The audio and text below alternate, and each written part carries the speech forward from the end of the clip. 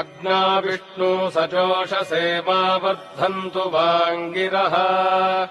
युम्नैर्वाजेभिरागतम्